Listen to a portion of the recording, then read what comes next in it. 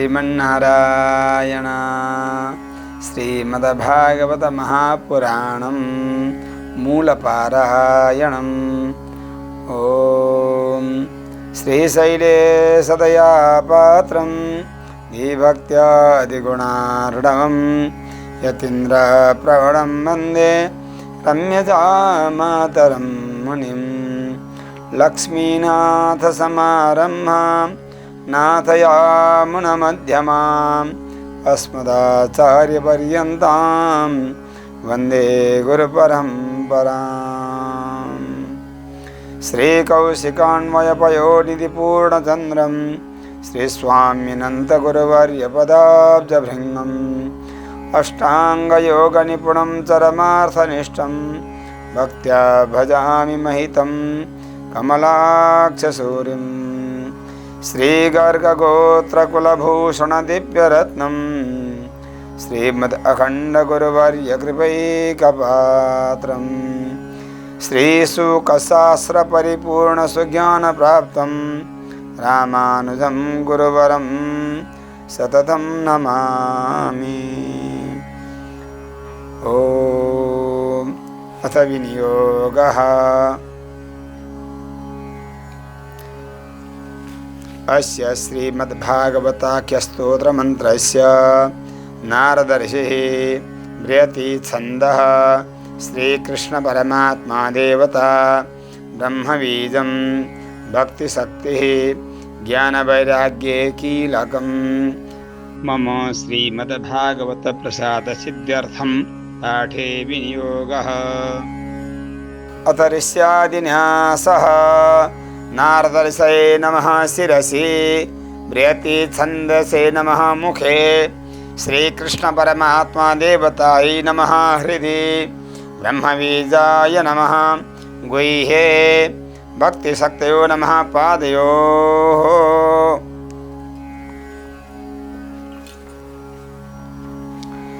ज्ञानवैराग्यकीलकाय नमः नाभौ, श्रीमद्भगवत्प्रसाद सिद्ध्यर्थक पाठ विनियोगाय नमः सर्वांगे। ओम अथ अंगन्यासः। क्लां हृदयाय नमः। ओम क्लीं शिरसे स्वाहा। ओम क्लूं शिखायै वषट्। ओम क्लीं कवचाय हुम्। ओम क्लौं नेत्रत्रयाय वौषट्। ओम क्लः अस्त्राय फट्। करन्यासः। ओम क्लां अंगुष्ठाभ्यां नमः। ओम क्लीं तर्जनीभ्यां नमः। ओम क्लूं मध्यमाभ्यां नमः। ओम क्लीं अनामिकाभ्यां नमः। ओम क्लं कनिष्ठिकाभ्यां नमः। ओम क्लः करतलकरपृष्ठाभ्यां नमः।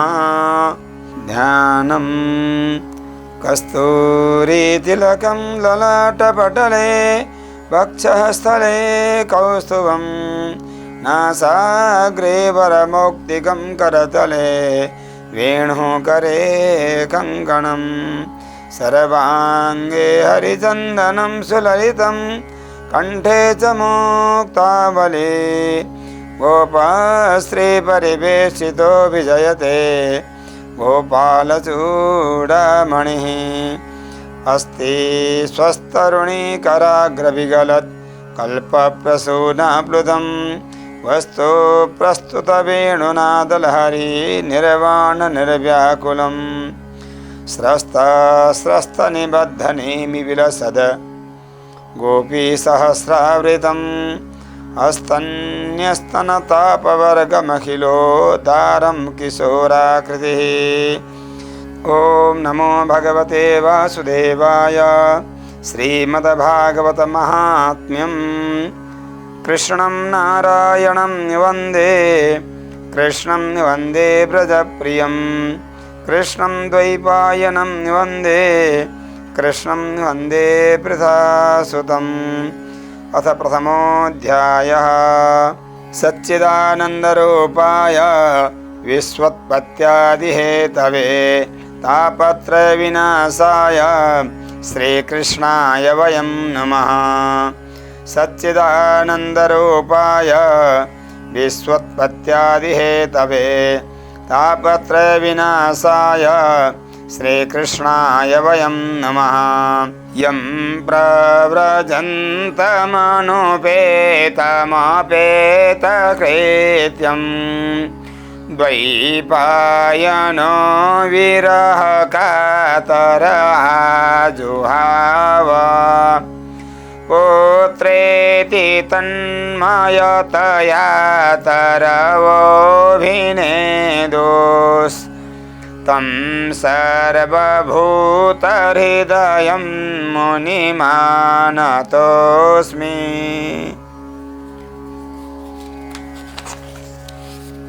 नैमिषे शतमासीनामभिवाद्य महामतिं कथामृतरसास्वाद कुशलः शौनको ब्रवीत्। शौनक उवाच अज्ञानध्वान्तविध्वंस कोटिसूर्यसमप्रभ सुताख्याहि कथासारं मम कर्णरसायनं। भक्तिज्ञानविरागाप्तो विवेको वर्धते महान् मायामोहनिरासश्च वैष्णवैः क्रियते कथम्। इह घोरे कलौ प्रायो जीवश्चासुरतां गतः क्लेशाक्रान्तस्य तस्यैव शोधने किं परायणं। श्रेयसां यद्भवेत् श्रेयः पावनानां च पावनं कृष्णप्राप्तिकरं शश्वत् साधनं तद्वदाधुना। चिन्तामणिर्लोकसुखं सुरद्रुः स्वर्गसम्पदं प्रयच्छति गुरुः प्रीतो वैकुण्ठं योगिदुर्लभम्। सूत उवाच प्रीतिः शौनकचित्ते ते यतो वच्मि विचार्य च सर्वसिद्धान्तनिष्पन्नं संसारभयनाशनं भक्त्योघवर्धनं यच्च कृष्णसन्तोषहेतुकं तदहं तेऽभिधास्यामि सावधानतया शृणु। कालव्यालमुखग्रास त्रासनिर्णासहेतवे श्रीमद्भागवतं शास्त्रं कलौकीरेण भासितम्। एतस्मादपरं किञ्चित् मनः शुद्धै न विद्यते जन्मान्तरे भवेत् पुण्यं तदा भागवतं लभेत्।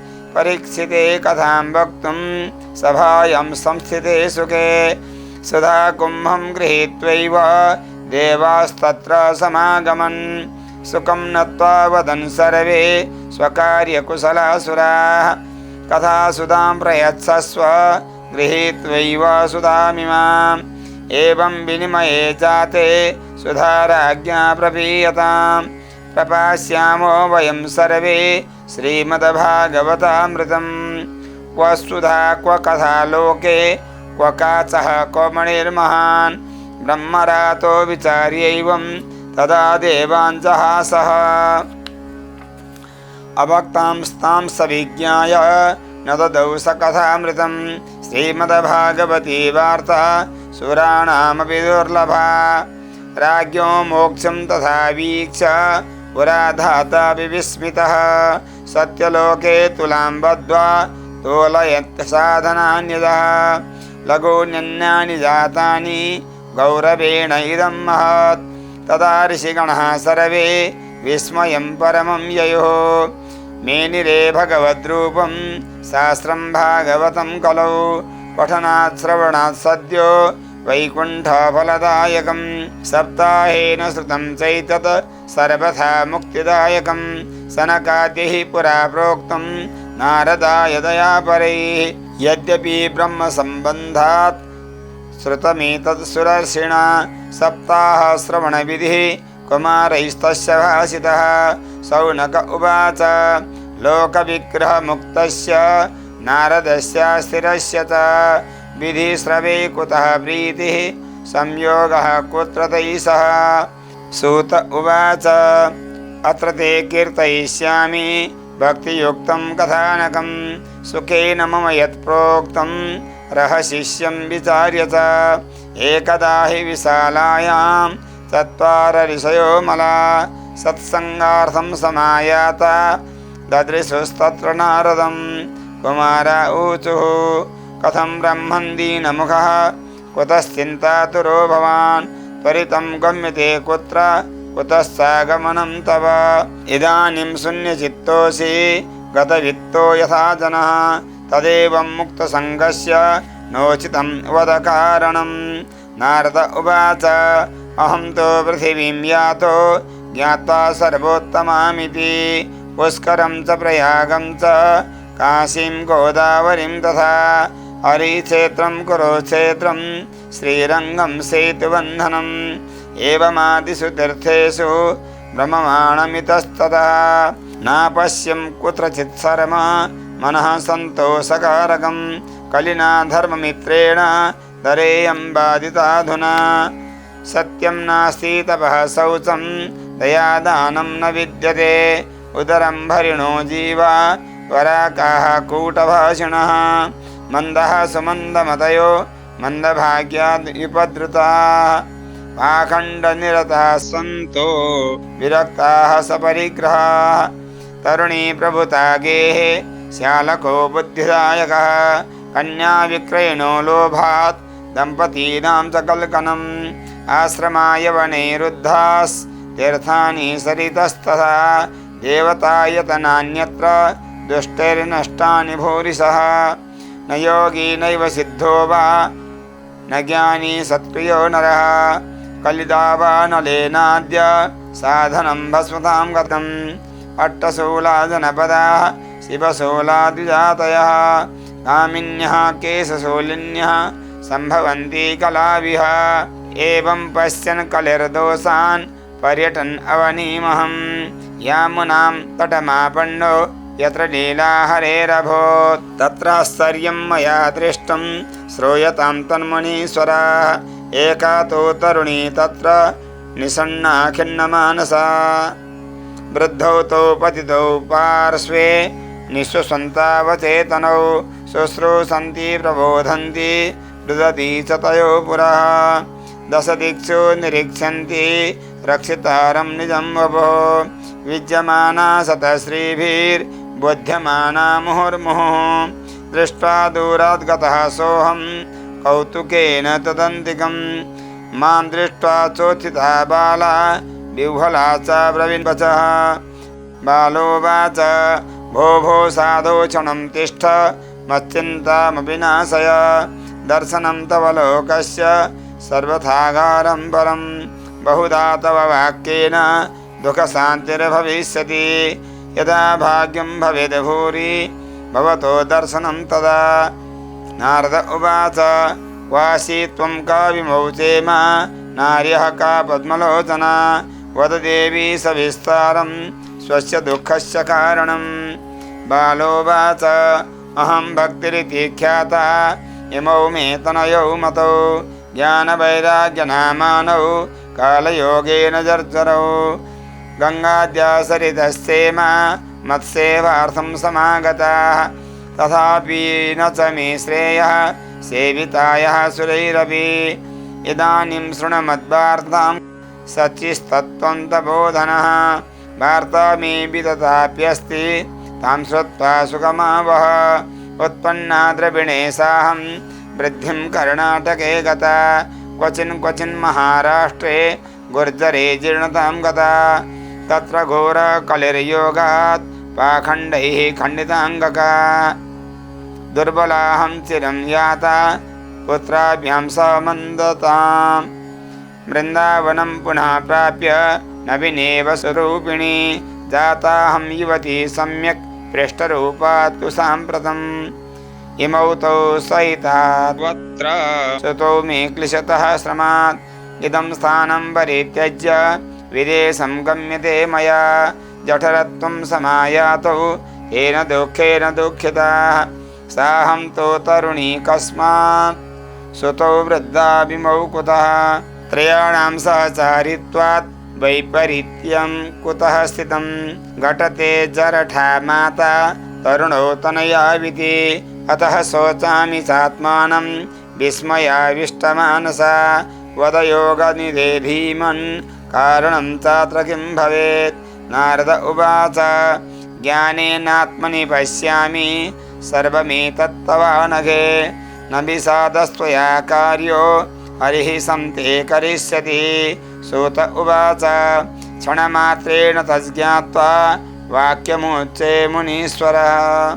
नारद उवाच शृणुष्व वैता बाले युगोऽयं दारुणः कलिः तेन लुप्तः सदाचारो योगमार्गस्तवांसि च जना अगासुरायन्ते साठ्यदुष्कर्मकारिणः इह सन्तो विषीदन्ति प्रहिष्यन्ति यसाधवः दत्ते धैर्यं तु यो धीमान् सधीरः पण्डितोऽथवा अस्पृश्य नवलोकेयं शेषभारकरीधर वर्षे वर्षे क्रमाज्जाता मङ्गलं नापि दृश्यते न त्वामपि श्रुतिः साकं कोऽपि पश्यति साम्प्रतम् उपेक्षितानुरागान्धैः जर्जरत्वेन संस्थिता वृन्दावनस्य संयोगात् पुनस्त्वं तरुणी नव धन्यं वृन्दावनं तेन भक्तिर्नृत्यति यत्र च अत्रेमोग्रहका भावान् न जरामपि मुञ्चतः किञ्चिदात्मसुखे नेह प्रसुप्तिर्मन्यते नयोः भक्तिरुवाच कथं परीक्षिता राज्ञा स्थापितो यशुचिः कलिः प्रवृत्ते तु कलौ सर्वसारः कुत्र गतो महान् करुणापरेण हरिणा व्यधर्मा कथमीक्षते इमं मे संशयं सिन्धि तद्वाच सुखितास्म्यहम्। नारद उवाच यदि पृष्टस्त्वया बाले प्रेमतः श्रवणं कुरु सर्वं वक्ष्यामि ते भद्रे कस्मलं ते गमिष्यति यदा मुकुन्दो भगवान् क्ष्मां त्यक्त्वा स्वपदं गतः तद्दिनात् कलिरायातः सर्वसाधनबाधकः दृष्टो दिग्विजयैराज्ञा दीनवत्सरणं गतः न मया मारणीयोऽयं सारङ्ग इव सारभोक् यत्फलं नास्ति तपसा न योगेन समाधिना तत्फलं लभते सम्यक् कलौ केशवकीर्तनात् एकाकारं कलिं दृष्ट्वा सारवत्सारनीरसं विष्णुरातः स्थापितवान् कलिजानां सुखाय च कुकर्माचरणासारः सर्वतो निर्गतोऽधुना पदार्थः संस्थिता भूमौ बीजहीनास्तु सा यथा विप्रैः भागवती वार्ता गेहे गेहे जने जने कारिता कणलोभेन कथासारस्ततो गतः अत्युग्र भूरिकर्माणो नास्तिकारौरवा जनाः तेऽपि तिष्ठन्ति तीर्थेषु तीर्थसारस्ततो गतः कामक्रोधमहालोभ तृष्णाव्याकुलचेतसः तेऽपि तिष्ठन्ति तपसि तपः सारस्ततो गतः मनसस्सा जयलोभात् पाखण्डखण्डसंश्रयात् सहस्रान्नभ्यसनाच्चैव ध्यानयोगफलं गतं पण्डितास्तु कलत्रेण रमन्ते मयिषा इव पुत्रस्योत्पादने दक्ष अदक्ष मुक्तिसाधने न हि वैष्णवता कुत्र सम्प्रदायपुरासरा एवं प्रलयतां प्राप्तो वस्तुसारः स्थले स्थले अयं तो युगधर्मो हि वर्तते कशदूषणम् अतस्तो पुण्डरीकाक्षः सह ते निकटे स्थितः सोत उवाच इति तद्वचनं श्रुत्वा विस्मयं परमं गता भक्तिरोचे वचो भूयः श्रूयतां तच्च शौनकः भक्तिरुवाच सुरर्षे त्वं हि धन्योऽसि मद्भाग्येन समागतः साधूनां दर्शनं लोके सर्वसिद्धिकरं वरम् जयति जगति मायां यस्य कायाधवस्ते वचनरचनमेकं केवलं चाकलय्य ध्रुवपदमपि यातो यत्कृपातो ध्रुवोऽयं सकलकुशलपात्रं ब्रह्मपुत्रं नतास्मि। जय जय इति श्रीपद्मपुराणे उत्तराखण्डे श्रीमद्भागवतमहात्म्ये भक्तिनारदसमागमो नाम प्रथमोऽध्यायः।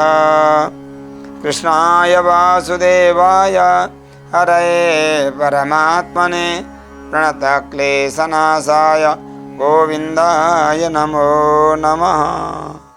श्री कृष्ण गोविंद हरे मुरारे, हे नाथ नारायण वासुदेव। श्री कृष्ण गोविंद हरे